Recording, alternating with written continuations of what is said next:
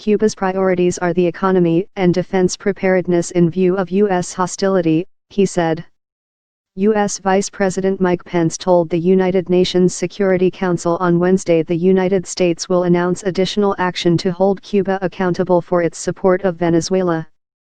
The enactment of the new constitution will allow Cuba's government to launch a modest update of its centrally planned single-party system with dozens of laws expected on everything from the justice system to political structures.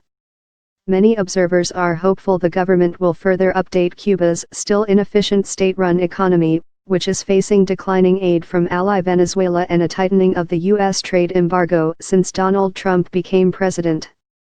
Cubans overwhelmingly ratified the new constitution in a February referendum after a year of debate, updating its 1976 Soviet-era Magna Carta.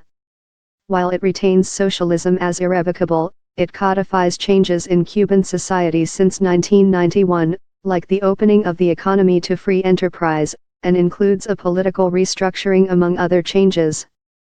The document specifies some of the new laws to be elaborated within the next 2 years, while more broadly stipulating the Assembly must establish a timeline for the around 50 laws needed to bring governing practice in step with the Constitution. Analysts say the Constitution gives some leeway in how far the reforms should go.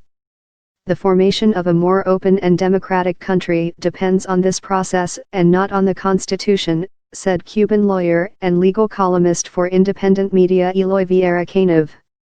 He said Cubans needed to participate in the process, with the recent expansion of the Internet giving them a powerful tool to do so. Online protests already led the government to partially backtrack on new regulations on the private sector and the arts last December. The Magna Carta stipulates that within 18 months, new laws reflecting constitutional changes to the judicial system, such as the presumption of innocence in criminal cases and habeas corpus, should also be introduced. The process of a popular consultation and referendum on a new family code, that will address the controversial issue of gay marriage, should also be kicked off within 2 years.